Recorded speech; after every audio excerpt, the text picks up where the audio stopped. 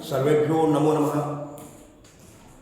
मैं नीतीश कुमार मिश्र, सर्वोदय +2 विद्यालय पिलौटा का एक संस्कृत शिक्षक, आपके सामने क्लास 10वीं का पीयूषम भाग 2 का पहला चैप्टर प्रथमा पाठ आपको पढ़ाने जा रहा हूँ।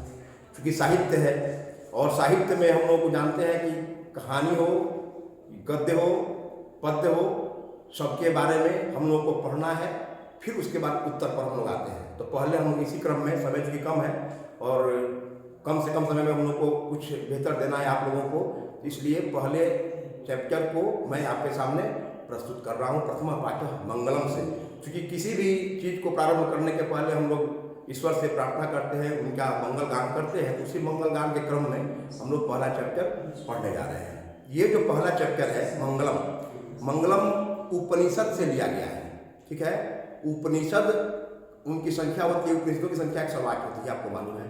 तो उपनिषद से लिया गया है। इसमें 5 श्लोक हैं और 5 श्लोक को हम लोग बारी बारी से समझेंगे और पुनः उसके बाद प्रश्न उत्तर की तरफ हम लोग बढ़ेंगे। तो उपनिषद क्या है? वह दर्शन है, दर्शन के सिद्धांतों को प्रकट करता है और उसमें परम पुरुष परमात्मा की महिमा का गान किया गया है इस पहले चैप्टर में। ठीक है, और हम लोग जानते हैं कि परमात्मा से ही सारा ये विश्व हम लोगों का है वह व्याप्त है और उनको पाना, उस परम पुरुष परमात्मा को पाना उन सारे तपस्वियों का, ज्ञानी लोगों का, महर्षियों का लक्ष्य रहा है शुरू से ही। ठीक है, तो हम लोग इस पहले श्लोक में ध्यान दे रहे हैं कि लिखा हुआ है हिरण्यमय पात्रेण। हिरण्यमय मतलब सोने का सुवर्णमय पात्र से क्या हुआ है? सत्यस्य अपिहितम मुखम, सत्य का मुंह ढका हुआ है। अंदर में सत्य भरा हुआ है, बाहर से आवरण है, आवरण से ढका हुआ है। ठीक है, सत्य उसमें भरा हुआ है, वह बर्तन। अब क्या करना है? हे भगवान, उसको हम लोग हम प्रार्थना करते हैं, हे भगवान उसको हम क्या करें? सत्य धर्म के प्रचार करने के लिए उसके ढक्कन को खोल दें ताकि सब जगह हम लोगों का सत्य ही सत्य का विस्तार हो, सत्य फैले, झूठ न निकले, सत्य भरा हुआ है, सत्य खुल जाए। ठीक है ना? हे भगवान, सोने के बर्तन से सत्य का मुंह ढका हुआ है, उसको खोल देंगे और सब जगह सत्य धर्म के प्रचार के लिए उसका ढक्कन खोल देंगे। ठीक है, दूसरा श्लोक, अनोरनियान महतो महियान। अनोरनियान महतो महियान आत्मा अस्य जंतोर निहितो गुहायाम। जंतु के अंदर स्थित गुफा में, हमारे हृदय रूपी गुफा में स्थित यह आत्मा अनोरनियान, अनु सूक्ष्म, सूक्ष्म से भी सूक्ष्म है और महतो महियान, महान से भी महान है। उसका हम लोग आकलन नहीं कर सकते हैं वह कैसा है। सूक्ष्म से भी सूक्ष्म है और महान से भी महान है। वह हमारी आत्मा जो अंदर स्थित है और उसको हम लोग जितने भी तपस्वी हैं, विचित्र बुद्धि वाले हैं, उसको शोक रहित होकर देखते हैं, शोक नहीं करते हैं। आत्मा चला जाता है तो शोक नहीं करते हैं। किसकी कृपा से? भगवान की कृपा से। जो बड़े बड़े महात्मा लोग हैं अपनी आत्मा की महिमा को देखते हैं और शोक नहीं करते। ठीक है, नंबर 3, सत्यमेव जयते नान्वितम। सत्य की ही जीत होती है, झूठ की नहीं। सत्येन पंथा विदितो देवयानः। देव मार्ग सत्य से ही उस मार्ग तक हम पहुंच सकते हैं, देवता के मार्ग तक। झूठ के अलावा, झूठ के लेकर के, झूठ का सहारा लेकर के हम लोग आगे नहीं बढ़ सकते हैं। और उस येन अक्रमन्ति ऋषियो ह्याप्त कामा यत्र तत्र सत्यस्य परम निधानम। और जो ईश्वर को प्राप्त करने की इच्छा रखने वाले ऋषि महर्षि हैं, उस स्थान को पाना चाहते हैं जहां पर सत्य का खजाना हो। ठीक है, नंबर 4, यथा नद्यः संयमानाः समुद्रे अस्तम गच्छन्ति नाम रूपे विहाय। जिस प्रकार नदियां, बहती हुई नदियां समुद्र में तो चली जाती हैं, कैसे?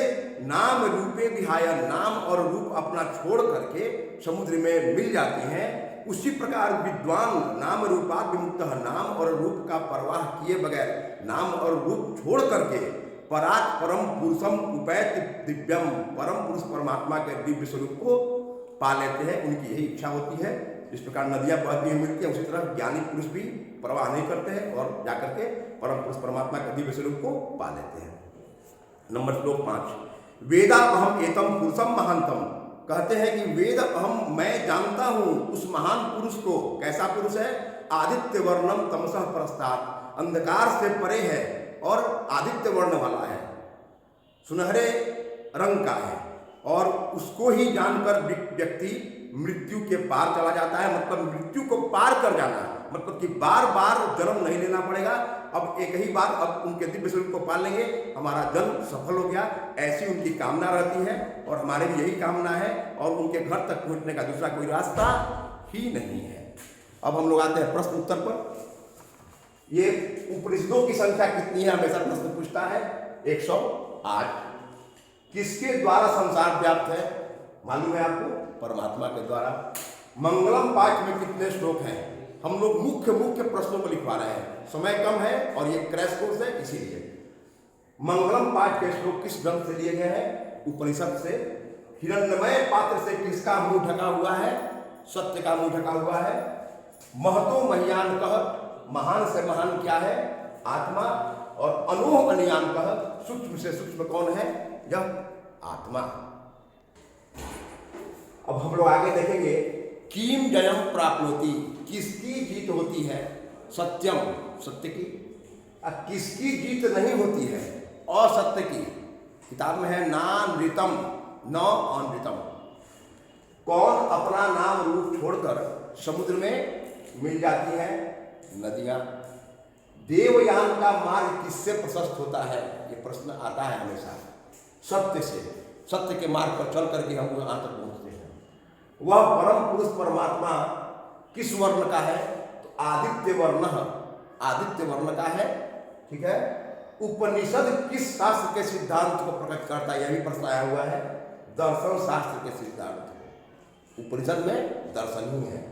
सत्यमेव जयते, बहुत महत्वपूर्ण प्रश्न है। सत्यमेव जयते आपने भी सुना भी है। सत्यमेव जयते किस उपनिषद से है? मुंडकोपनिषद से है, ठीक है। अब आगे हम लोग पढ़ेंगे 2 नंबर के प्रश्न का उत्तर। हम लोगों को सबसे अंतिम प्रश्न रहता है प्रश्न पत्र में, लघु उत्तरीय प्रश्न। वह किताब से ही रहता है। मंगलम पाठ से ही 5 क्वेश्चन हम लोगों ने बनाया है। आत्मा का स्वरूप कैसा है? वह कहाँ रहता है? आत्मा का स्वरूप कैसा है? आत्मा सूक्ष्म से भी सूक्ष्म और महान से भी महान है, और वह मनुष्य के गुफा में, मनुष्य के हृदय रूपी गुफा में स्थित रहता है। आप लोग यही उत्तर लिखिएगा। 2 नंबर का प्रश्न आता है, ठीक है। दूसरा क्वेश्चन, नदी और विद्वान में क्या समानता है? हमने पढ़ाया था, यथा नद्या संदमाना, जिस प्रकार नदियां बहती हुई समुद्र में मिल जाती हैं, उसी प्रकार कैसे, जिस प्रकार नदियां समुद्र में मिल जाती हैं, कैसे नाम और रूप छोड़ करके उसी प्रकार ज्ञानी लोग, विद्वान व्यक्ति नाम और रूप छोड़ करके उस परम पुरुष परमात्मा को पा लेते हैं। दोनों में यही समानता है, नदी और विद्वान में। लिख लीजिएगा। मृत्यु पर विजय कैसे प्राप्त किया जा सकता है? अंतिम क्वेश्चन है। वेदा अहमेतम पुरुषम महानतम, 5वां श्लोक, ठीक है ना। मृत्यु पर विजय कैसे प्राप्त किया सकता है? तो हम लोग उस आदित्य वर्ण वाले परम पुरुष परमात्मा को पाकर ही आवागमन से मुक्त हो जाते हैं और उस मृत्यु पर विजय पा लेते हैं। यही उत्तर आप लिखिएगा, ठीक है ना। आप नोट कर चलिए, मैं बोल रहा हूं, आप नोट कर चलिए। 2 नंबर का क्वेश्चन है, लिखवा नहीं पा रहे हैं, बोल रहे हैं, और आप उसको नोट कर लीजिए, ठीक है। किसकी गुफा में आत्मा निहित है? एकदम स्पष्ट है। जंतु के हृदय में, गुफा रूपी हृदय में स्थित यह आत्मा है। कहाँ है? जंतु के हृदय रूपी गुफा में यह आत्मा स्थित है, ठीक है। 2 नंबर क्वेश्चन ये भी खत्म। अंतिम है, ऋषि महर्षि लोग किस स्थान को पाना चाहते हैं? ऋषि महर्षि लोग उस स्थान को पाना चाहते हैं, किस स्थान को?